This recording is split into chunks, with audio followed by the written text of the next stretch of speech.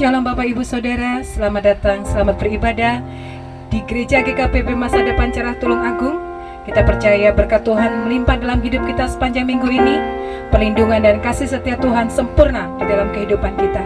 Mari kita siapkan hati kita. Kita mau datang menyembah Allah kita yang besar, Yesus Kristus Tuhan, yang sudah mati, disalibkan, bangkit dan naik ke surga, yang mencurahkan kuasa Roh Kudus-Nya, sehingga kita datang dengan berani di hadapan Bapa, menaikkan segala pujian penyembahan kita yang terbaik hanya bagi Tuhan Yesus kita. Haleluya.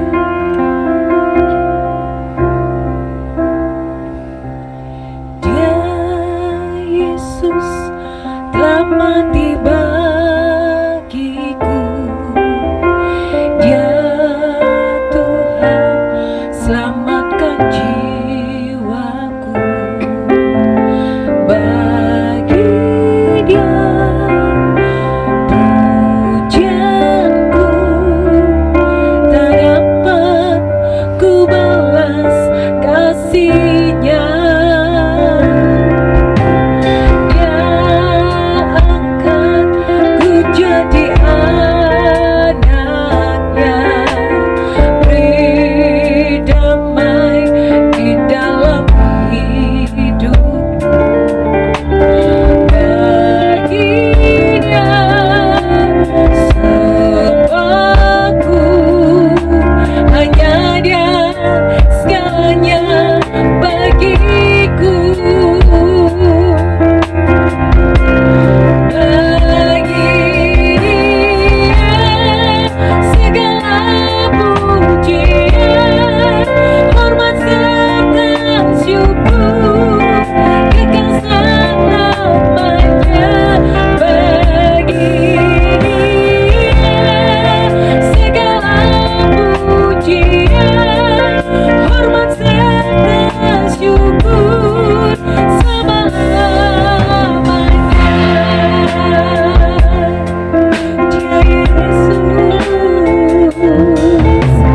Dia Yesus telah mati bagiku.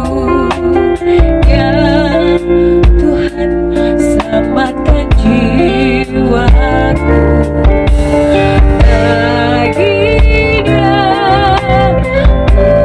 pujianku tak dapat ku balas kasih-Nya. Dia angkatku jadi anaknya, beri damai di dalam hidupku.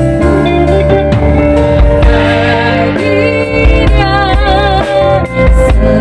sepaku, hanya Dia segalanya bagiku. Bagi Dia segala pujian, bagi Dia segala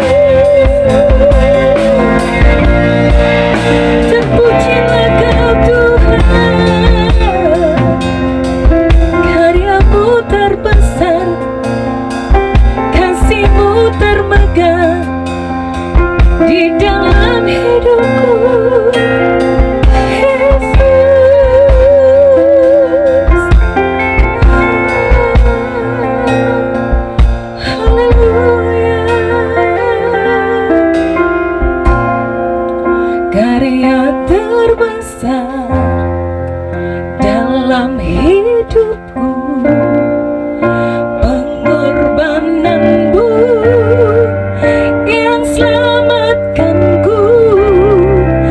Engkaulah harta yang tak ternilai yang ku miliki dan ku hargai. Yesus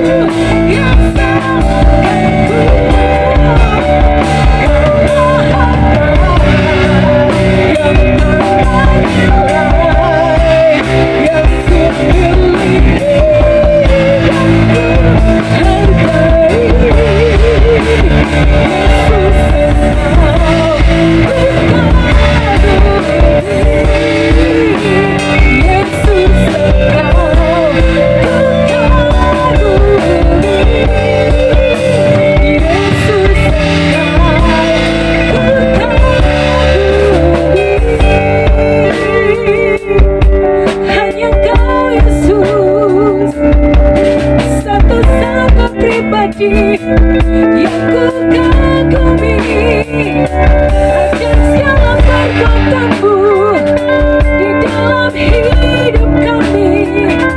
Terima kasih Yesus, haleluya.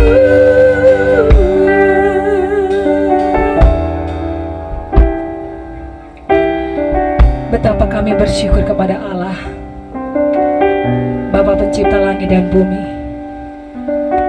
Allah pemilik jagat raya dan alam semesta ini Tuhan. Kau yang berdaulat atas kehidupan kami. Kami bersyukur kepada Tuhan atas segala apa yang sudah Tuhan kerjakan dalam hidup kami. Berfirmanlah Tuhan, kami siap. Kami mau taat akan kebenaran-Mu. Kami mau mencintai firman-Mu dan melakukan setiap apapun yang Tuhan katakan dalam hidup kami. Terima kasih Tuhan. Dalam nama Tuhan Yesus, haleluya. Amin.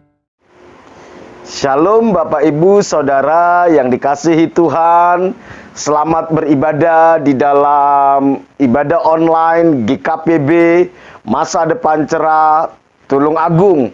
Saya percaya bahwa sepanjang minggu ini kita sudah mengalami pemeliharaan Tuhan, perlindungan Tuhan yang sempurna dalam hidup kita, dan Tuhan sudah mencukupi segala kebutuhan kita. Karena itu layaklah kita untuk menaikkan syukur kita kepada Tuhan atas anugerah, atas kebaikannya, atas pemeliharaan dan kasih setianya di dalam hidup kita. Kalau kita ada sampai saat ini, Tuhan izinkan kita sehat, Tuhan izinkan kita bisa melakukan aktivitas, itu karena Tuhan masih punya rencana dalam hidup kita. Oleh karena itu, saya selalu mengingatkan kita, jangan pernah pesimis dalam hidup kita. Jangan pernah putus asa. Mari kita menatap hari esok dengan penuh pengharapan. Karena kita percaya Tuhan sediakan selalu yang terbaik bagi kita. Bapak, Ibu, Saudara yang dikasihi Tuhan, tema renungan kita sepanjang bulan Juli adalah Go the distance. Apa? Go the distance. Yang artinya menyelesaikan pertandingan sampai akhir. Bapak, Ibu, Saudara yang dikasihi Tuhan, di dalam sebuah pertandingan, agar kita bisa menyelesaikan pertandingan sampai akhir, salah satu sikap yang harus kita miliki adalah menguasai diri atau mendisiplin diri. Semua atlet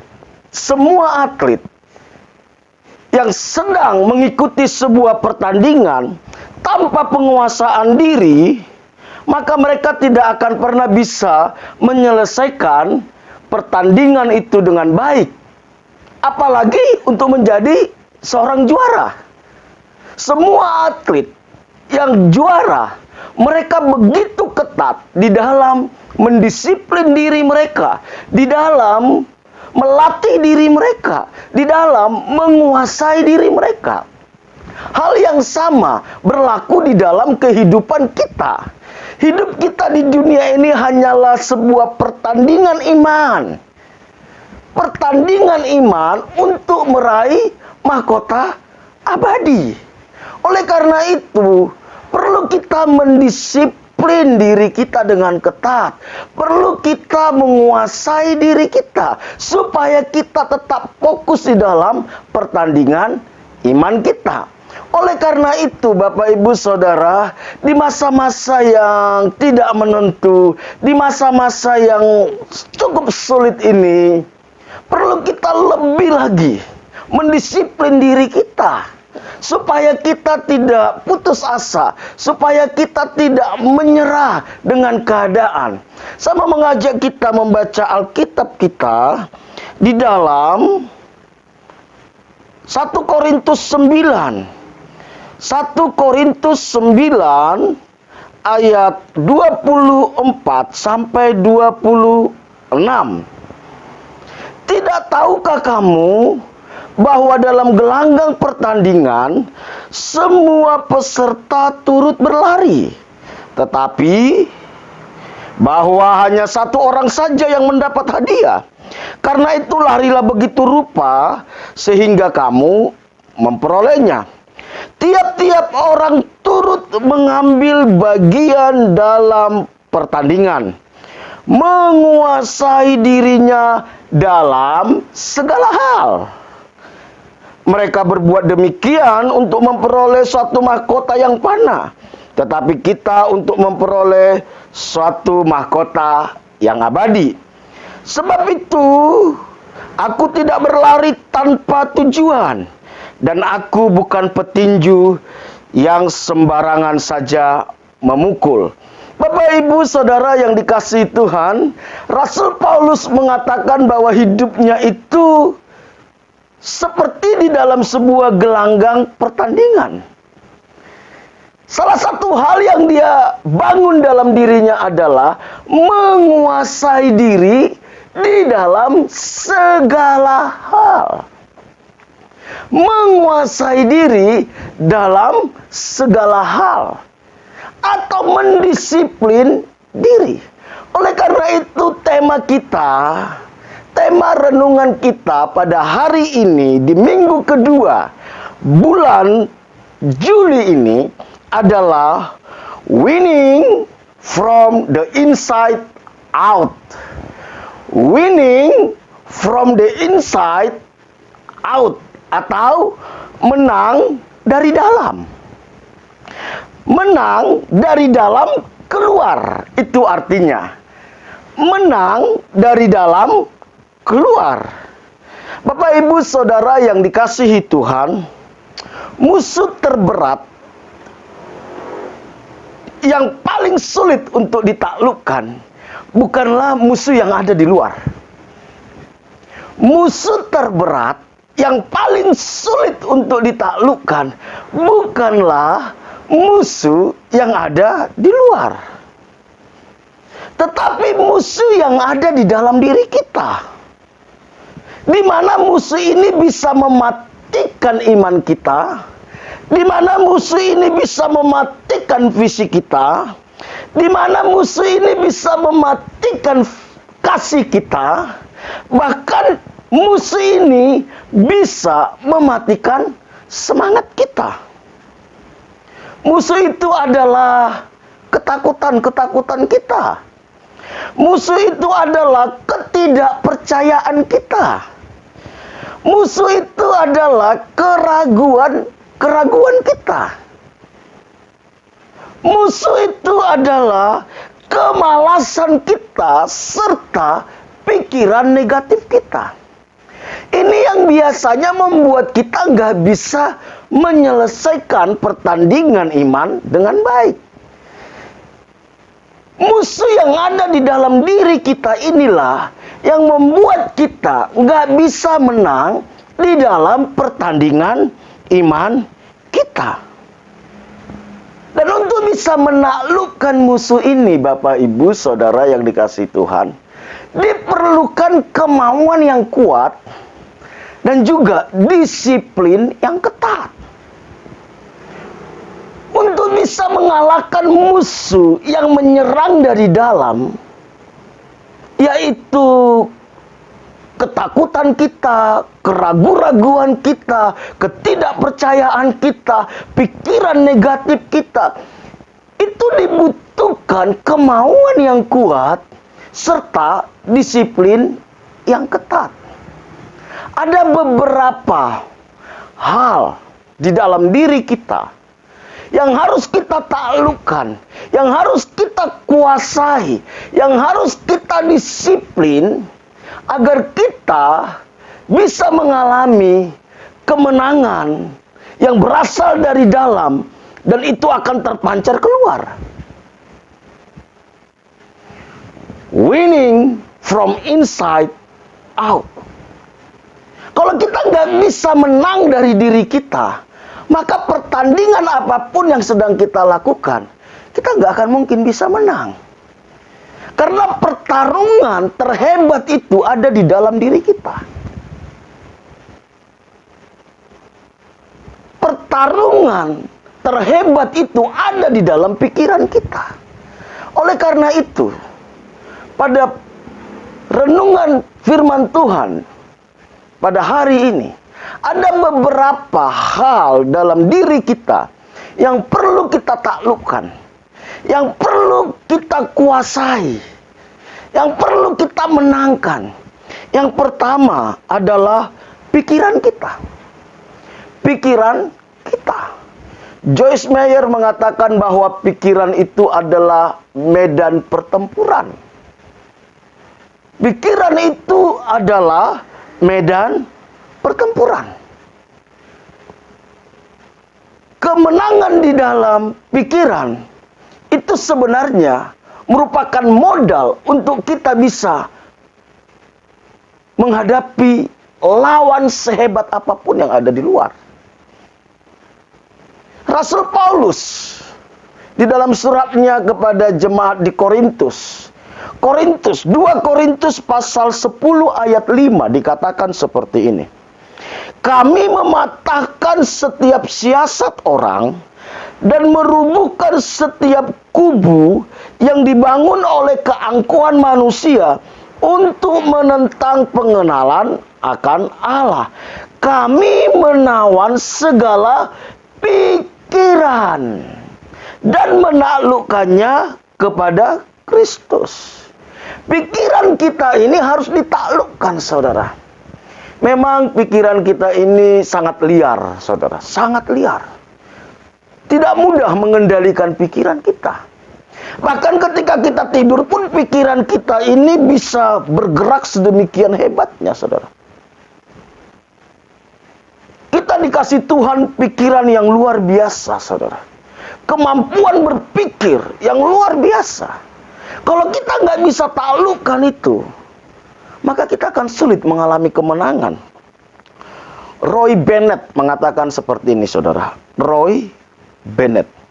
Semakin kamu memberi makan pikiranmu dengan pikiran-pikiran positif, semakin kamu dapat menarik hal-hal hebat ke dalam hidupmu. Semakin kamu memberi makan pikiranmu dengan pikiran-pikiran positif, semakin kamu dapat menaklukkan hal-hal hebat dalam hidupmu. Bapak, Ibu, saudara yang dikasihi Tuhan, kalau kita ingin melihat kita bisa menyelesaikan pertandingan iman kita dengan baik, hal yang pertama yang harus kita kuasai adalah pikiran kita. Memang pikiran ini dipengaruhi oleh banyak hal. Ada banyak hal yang mempengaruhi pikiran kita. Bisa itu omongan-omongan dari orang tua kita, perkataan-perkataan dari teman-teman kita, bisa dari pengalaman-pengalaman kita. Ada banyak hal yang membentuk pola pikir kita. Ada banyak hal yang mempengaruhi pola pikir kita. Tetapi ketika kita izinkan itu semua yang mengontrol pikiran kita, baik itu perkataan orang lain yang negatif, baik itu perkataan orang tua kita yang negatif, baik itu perkataan kita tentang diri kita yang negatif, maka kita akan sulit memenangkan pertandingan iman ini. Oleh karena itu firman Tuhan di dalam Mazmur pasal 1. Mazmur pasal 1 ayat 2 sampai 3 mengatakan seperti ini. Tetapi yang kesukaannya ialah Taurat Tuhan, dan yang merenungkan Taurat itu siang dan malam, ia seperti pohon yang ditanam di tepi aliran air, yang menghasilkan buahnya pada musimnya, dan yang tidak layu daunnya, apa saja yang diperbuatnya berhasil. Kitab Mazmur dimulai dengan ayat ini, saudara. Kalau saudara baca mulai ayat 1, saudara. Berbahagialah orang. Ini rahasia untuk kita berbahagia, saudara. Yang kesukaannya adalah Taurat Tuhan. Sudahkah kita menjadikan Taurat Tuhan atau firman Tuhan menjadi kesukaan kita? Menjadi makanan terbaik bagi pikiran dan jiwa kita. Kalau pikiran kita diisi oleh firman Tuhan, maka pikiran-pikiran Tuhan itu masuk dalam pikiran kita. Kalau pikiran-pikiran Tuhan masuk dalam pikiran kita, maka hikmat Tuhan itu akan memimpin kita. Kalau hikmat Tuhan yang memimpin kita, hidup kita akan produktif. Hidup kita akan maksimal. Tetapi kalau pikiran-pikiran negatif yang kita masukkan dalam pikiran kita, maka kita akan hidup di dalam ketakutan, hidup di dalam kekhawatiran, hidup di dalam keraguan-raguan. Oleh karena itu, saudara, mari belajarlah untuk mencintai firman Tuhan. Belajarlah untuk menilai segala sesuatu dari firman Tuhan. Belajarlah untuk meresponi segala sesuatu sesuai dengan firman Tuhan. Bagaimana caranya? Kita harus merenungkan firman Tuhan siang dan malam. Apa yang saudara renungkan setiap hari? Apakah masalah kita? Apakah kebutuhan kita? Apakah ketakutan kita? Atau keinginan-keinginan kita? Renungkanlah firman Tuhan. Maka firman Tuhan akan menuntun hidup kita. Maka firman Tuhan akan menguatkan kita. Maka hidup kita akan produktif. Makanya dikatakan tadi, ia seperti pohon yang ditanam di tepi aliran air. Tentu kalau pohon ditanam di tepi aliran air, dia tidak akan mengalami masa kering, saudara. Tidak. Yang menghasilkan buahnya pada musimnya, hidupnya produktif. Apa saja yang diperbuatnya berhasil. Saudara ingin berhasil? Sebagai bapak kita, bapak yang berhasil. Sebagai pekerja kita, pekerja yang berhasil. Sebagai pengusaha kita, sebagai pengusaha yang berhasil. Sebagai hamba Tuhan kita, hamba Tuhan yang berhasil. Mulailah dari menaklukkan pikiran kita kepada Kristus. Menaklukkan pikiran kita kepada firman Tuhan.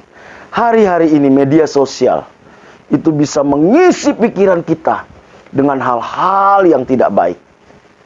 Seberapa banyak informasi dari media sosial masuk ke dalam pikiran kita, dan seberapa banyak firman Tuhan masuk ke dalam pikiran kita, itu akan menentukan saudara dan saya menang atau tidak di dalam pertandingan iman kita. Jadi kalau kita ingin menang, go the distance, menyelesaikan pertandingan sampai akhir. Yang pertama, taklukkan pikiran kita kepada firman Tuhan. Yang kedua, apa yang perlu kita disiplin? Apa yang perlu kita kuasai dari diri kita? Keinginan. Dari pikiran lahir keinginan. Keinginan kita. Ada 3 yang perlu kita disiplin yang berhubungan dengan keinginan kita, Bapak Ibu.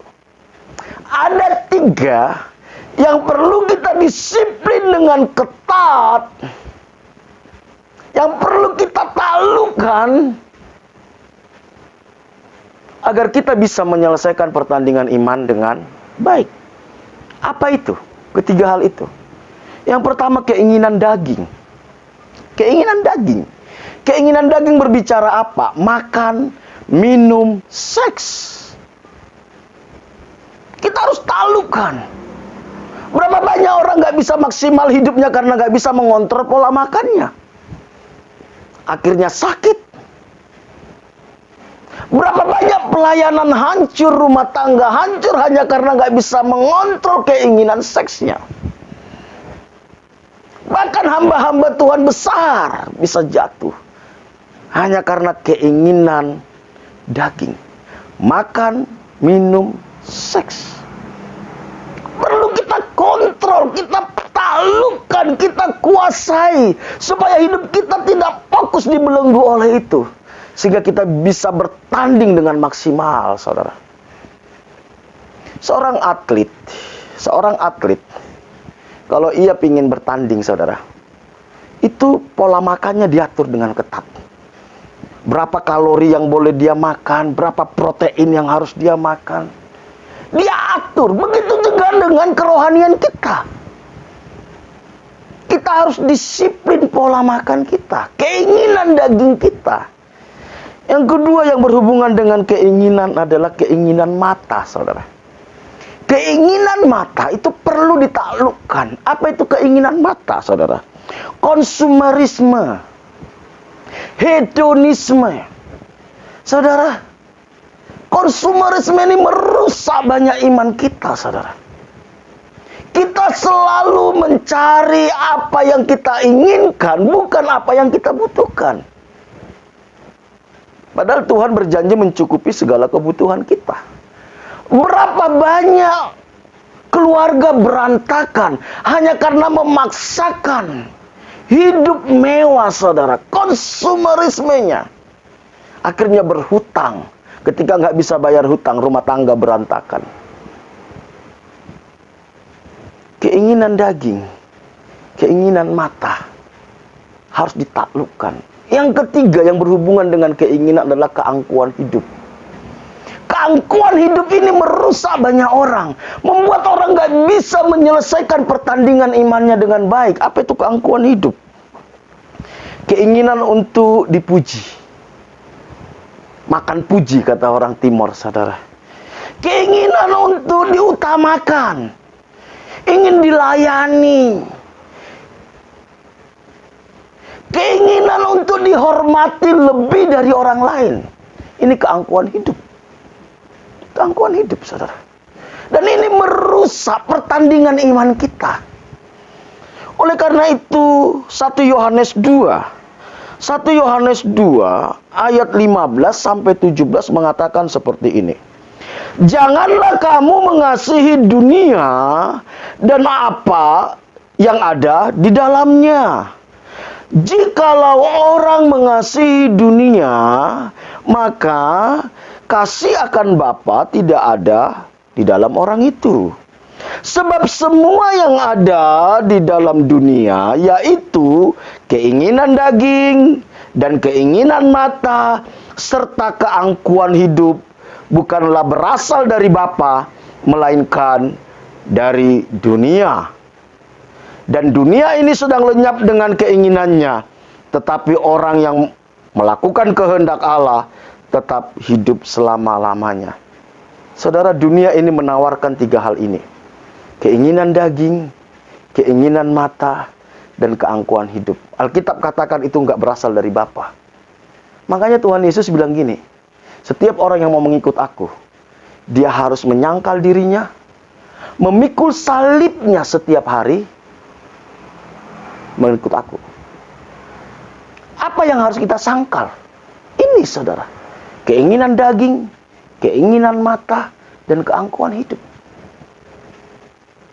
Kalau kita ingin menang di dalam pertandingan iman ini dan bisa menyelesaikan semuanya, hal pertama yang harus kita lakukan adalah kita harus menguasai diri kita.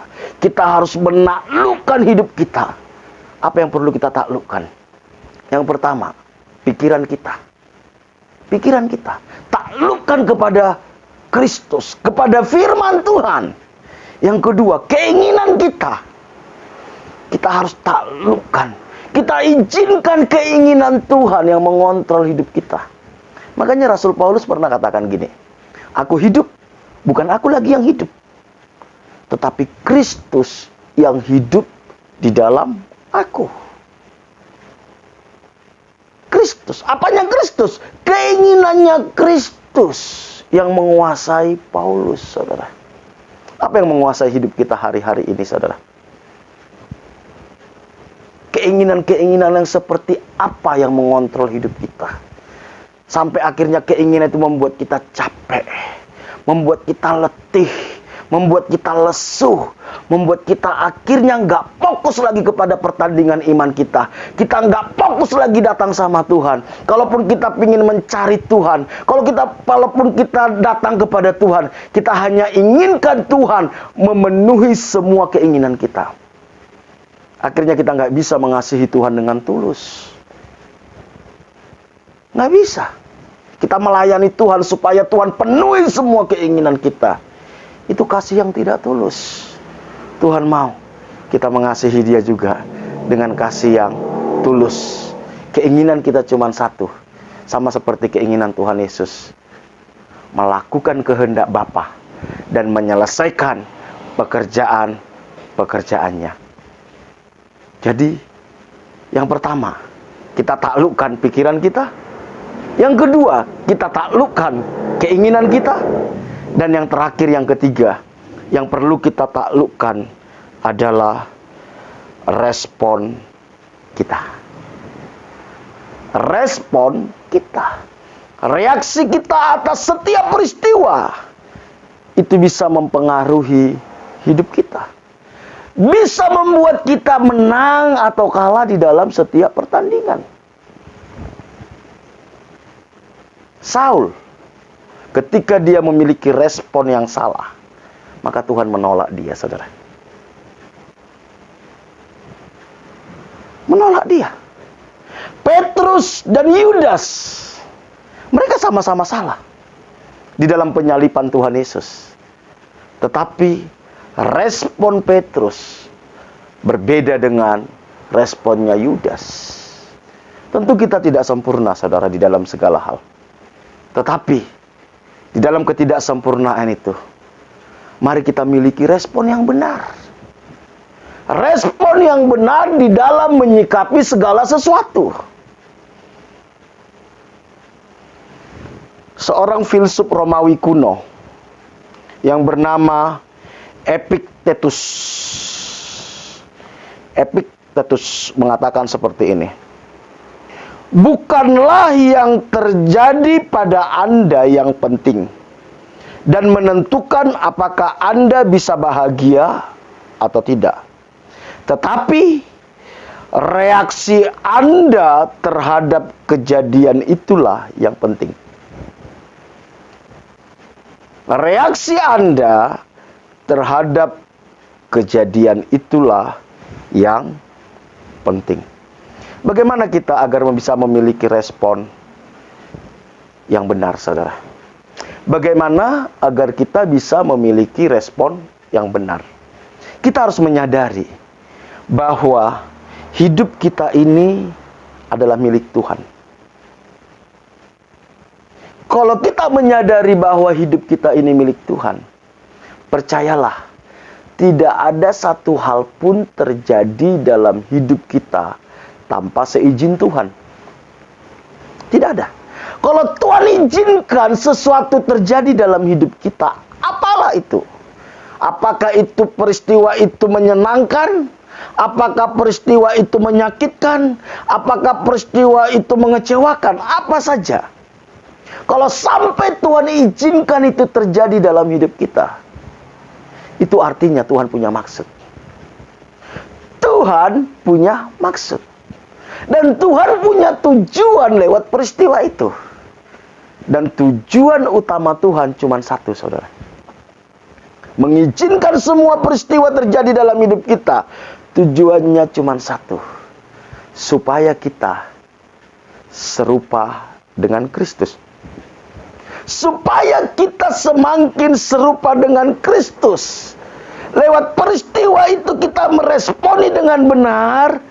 Dengan respon yang benar itu, pola pikir kita diubahkan, karakter kita diubahkan, selera jiwa kita diubahkan.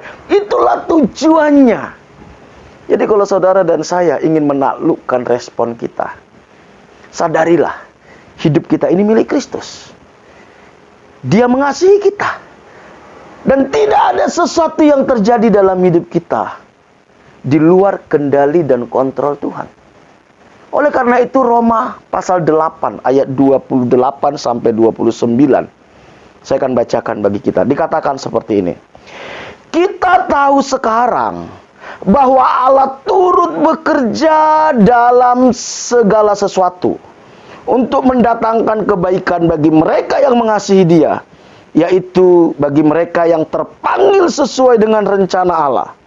Sebab semua yang dipilihnya dari semula, mereka juga ditentukannya dari semula untuk menjadi serupa dengan gambaran anaknya, supaya ia, anaknya, Yesus Kristus itu, menjadi yang sulung di antara banyak saudara. Saudara, respon kita menentukan apakah kita semakin serupa dengan Kristus. Tapi kalau kita percaya Tuhan turut bekerja dalam segala sesuatu, maka semua peristiwa yang terjadi dalam hidup kita akan membawa kita semakin serupa dengan Kristus. Kalau kita serupa dengan Kristus, sama seperti Kristus menang, maka kita pun akan menang di dalam pertandingan iman kita. Dan kita akan menyelesaikan semua pertandingan ini dengan baik, dan nama Tuhan dipermuliakan. Mari Bapak Ibu Saudaraku yang dikasihi Tuhan, apapun kondisi Bapak Ibu Saudara saat ini, apapun yang sedang kita alami, apapun itu, sadarilah bahwa kita sedang masuk dalam gelanggang pertandingan iman.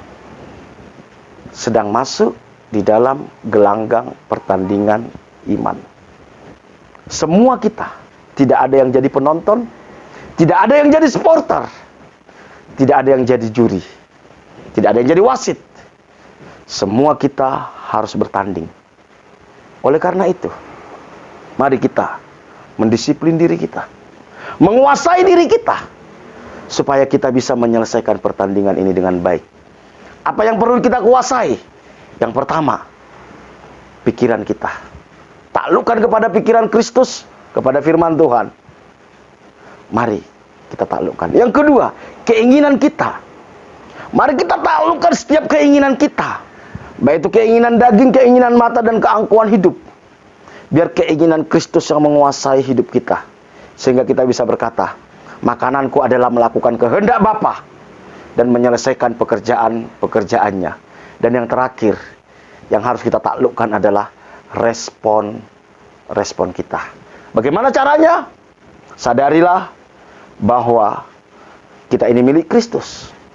Dia mengasihi kita.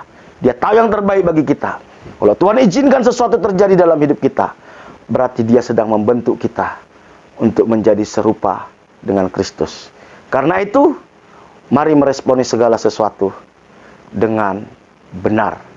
Maka kita akan mengakhiri pertandingan ini, menyelesaikan pertandingan iman kita, dan nama Tuhan dipermuliakan. Mari kita tundukkan kepala kita, berdoa. Kami bersyukur Tuhan buat renungan firman Tuhan pada hari ini. Terima kasih kalau Tuhan memilih kami. Dan Tuhan sedang membawa kami masuk ke dalam pertandingan iman. Hanya orang-orang pilihanlah yang diizinkan masuk di dalam pertandingan. Dan kami percaya, kami anak-anak-Mu, dimanapun kami berada, kami orang-orang pilihannya Tuhan, yang sedang masuk dalam gelanggang pertandingan. Mampukan kami untuk menguasai diri kami. Mampukan kami untuk mendisiplin diri kami. Menaklukkan hidup kami. Menaklukkan pikiran-pikiran kami. Menaklukkan keinginan-keinginan kami. Menaklukkan perasaan kami. Sehingga kehidupan Kristus semakin nyata dalam hidup kami. Sama seperti Kristus menang, maka kami pun pasti menang. Terima kasih, kami bersyukur buat ibadah online pada hari ini. Berkati setiap anak-anak-Mu, dimanapun mereka yang sedang mengikuti ibadah online ini Tuhan. Tuhan yang memberkati. Berkati kehidupan kami sepanjang minggu ke depan. Berkati rumah tangga, hubungan suami istri, orang tua dengan anak, sesama saudara. Kasih dan kebenaran-Mu yang memerintah dalam setiap rumah tangga. Pulihkan kesehatan umat-Mu. Yang sakit Tuhan sembuhkan. Berkati usaha pekerjaan umat-Mu. Apapun yang mereka kerjakan sepanjang minggu ke depan, Tuhan buat berhasil, Tuhan buat terobosan, Tuhan buat mujizat, Tuhan buka jalan atas masalahnya. Cukupi segala kebutuhan umat-Mu Tuhan.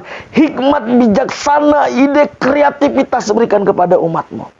Sehingga apapun yang mereka kerjakan, Tuhan buat berhasil.